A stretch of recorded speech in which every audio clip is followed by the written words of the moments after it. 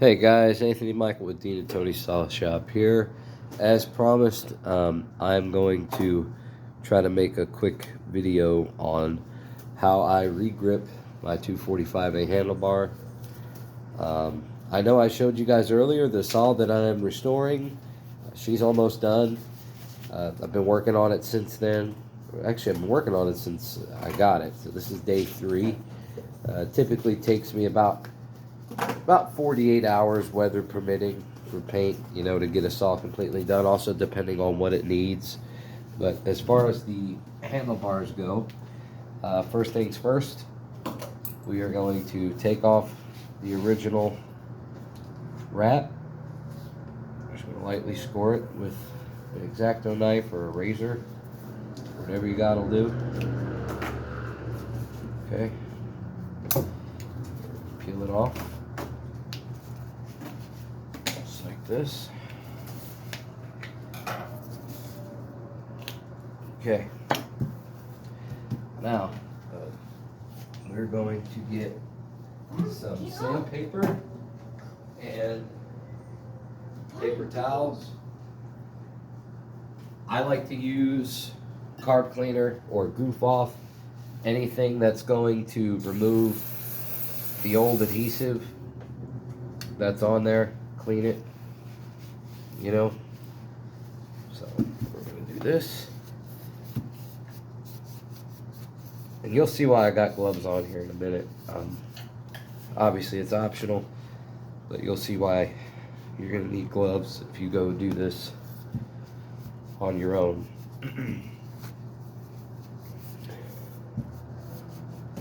Okay, so now that we've got that, we want to get rid of the paint that's on here. We want to get that off. So we're going to take about 120 grit. We'll do it. Sanding block. And we're going to sand that till it's gone. I mean, there's not much paint there, so it's not that hard to get it off. So make sure you guys can see. And that's that. You got that off. Now, we take that same 120. This is what we're going to start with. Okay? And this is why the gloves are important. Go in this direction. Give the handlebar a quick rub down with the sanding block or sandpaper, whatever you have.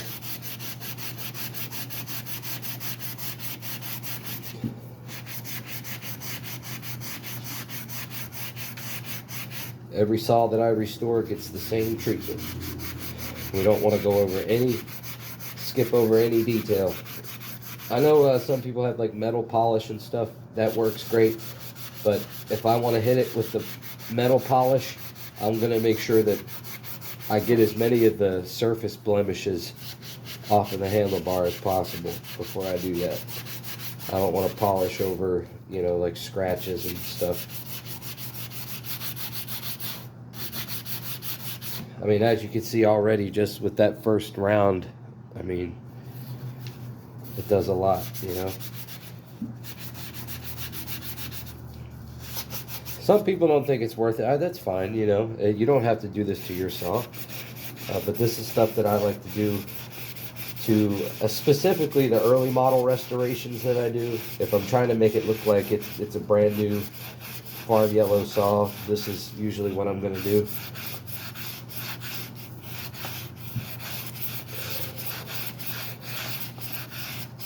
I may split this into 2 videos as well, so we'll see. We'll keep track of the time. But yeah, inside, outside, and then we're going to do the sides.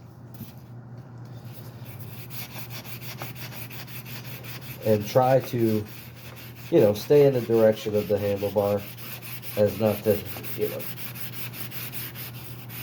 put any obvious sanding marks in it. Even though we're going to get rid of a lot of it anyway with the next round of sandpaper. And these handlebars are made of aluminum, so they're pretty soft. and it doesn't take much pressure to clean them off with the sandpaper. Usually it takes minimal pressure. You know, let the sanding block do the work for you.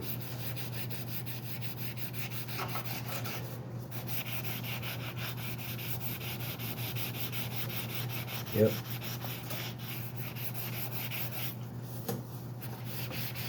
I'd like to try and get to gripping the handlebar in this video, but if not, we will get to it in part 2. Alright, so there we are as of right now. As you can see, it's a lot shinier, a lot cleaner than it was. Here's why. Yeah, wear the gloves, you get a lot of this crap on you. Alright, so now we're going to get an even finer bit of sandpaper. Even finer. And we're going to put a little bit of oil on it. That's it. And do it again. Same direction. Same way.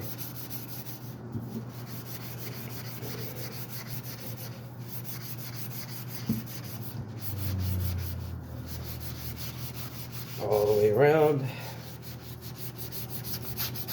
Outside, inside, and both sides. Inside.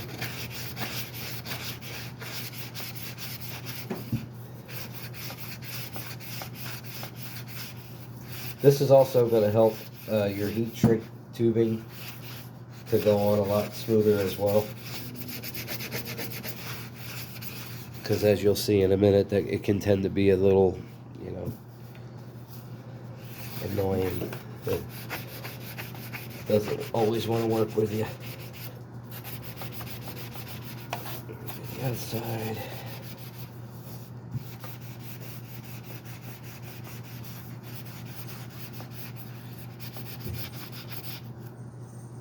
Put over this last side here. And then we will move on to the next step. But yeah, guys, there's a whole lot more to this than just throwing paint on it. You know, I want people to know that. Alright, now you take your paper towel from earlier, have it like this, and wipe off that excess oil, junk, and boom. You have a nice and shiny 245A handlebar. Okay? Now, this next step, we need some heat shrink tubing and some scissors.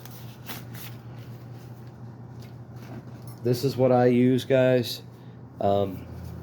This, after, you know, trying a whole bunch of different shrink tubings, you know, this is the absolute closest that I've found to replicate the dipped handlebar. I have dipped these handlebars before and experimented with it with Plastidip. It does not come out good. It comes out way too thick. Unless there's another material out there that's thinner than Plastidip, I would maybe recommend trying that. But so far, this is the best way to go in my opinion. Usually get a rough estimate because this stuff will stretch, so you don't want to use too much. You also don't want to use, you don't want to not have enough either. So we give ourselves a little bit of slack here. And I get this stuff, I think I get it 18 feet a roll, something like that. It's not very expensive on Amazon either. I don't pay very much for this stuff at all. Okay. Next thing you do, this is optional. I do this to help myself. It's a little easier. We are going to, actually we got to plug in this heat gun. I got this thing on Amazon. I think it was like 20 bucks or something like that. It's a great heat gun. It works good. A Seek 1 it's called. I use it for a lot of stuff. Getting unstuck bolts, Of course, handlebars, removing decals. I know a lot of people are like, well, how the hell do you remove them decals? They're so hard to get off. Yeah, they can be for sure. But yeah, you apply a little heat to them, either the back of the clutch cover or whatever, and peel them up. Anyhow, yeah, let's plug this up, and I will show you the next step.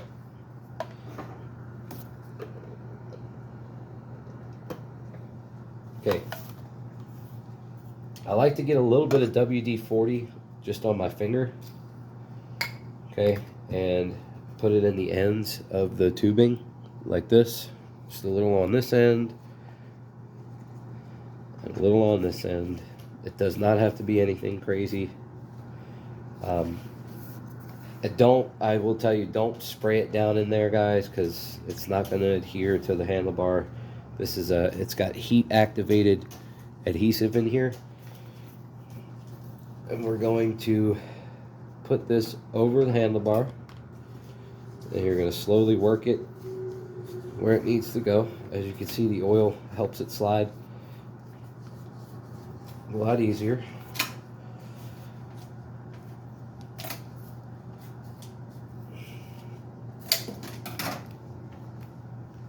Alright, that's about how you want it to look when you start, about right here. Then it's a matter of heating it up. We're going to let this gun get hot for a second. May not have any room here. I might have to reposition to show y'all what I'm doing. Got quite a bit going on over here, some stuff in the way.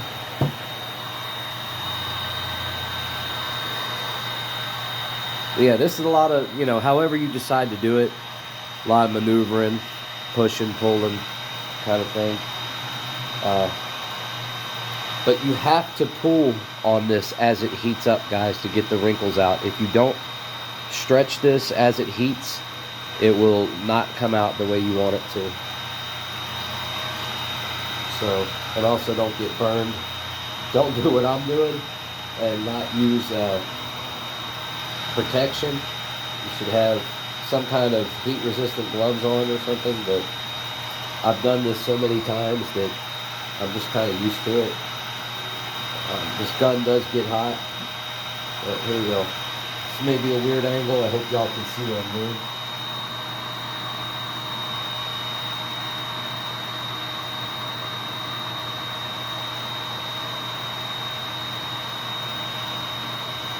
As you can see, I'm kind of pushing it up against my stomach, my thigh even, and stretching and pulling as I heat it.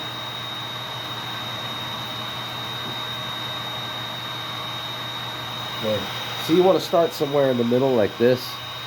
You don't want to heat here and then over here because you're going to get a bubble. Once you get a good spot right here, just heat from here down to finish this part. So just like this.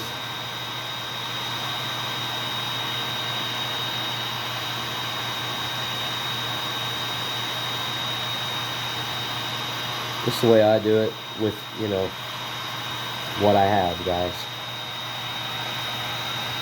I don't have a fancy shop. I don't have a vice. I'm doing all this in my dining room, And then basically, you're going to do the same thing on the other side. We stretch and pull as we heat.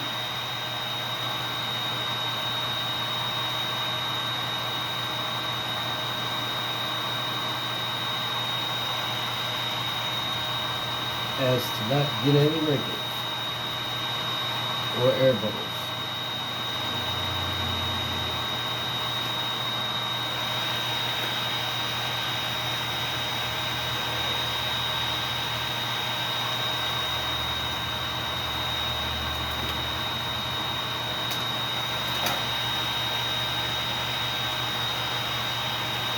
Want to reposition.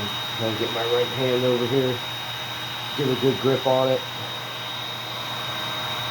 Stretch. Let this cool down a little bit. Alright. Well, I'll tell you what, y'all. We're almost done here. I'm going to finish gripping this. And then I will see y'all in the next video where we will get to cutting it. And yeah, I'll see y'all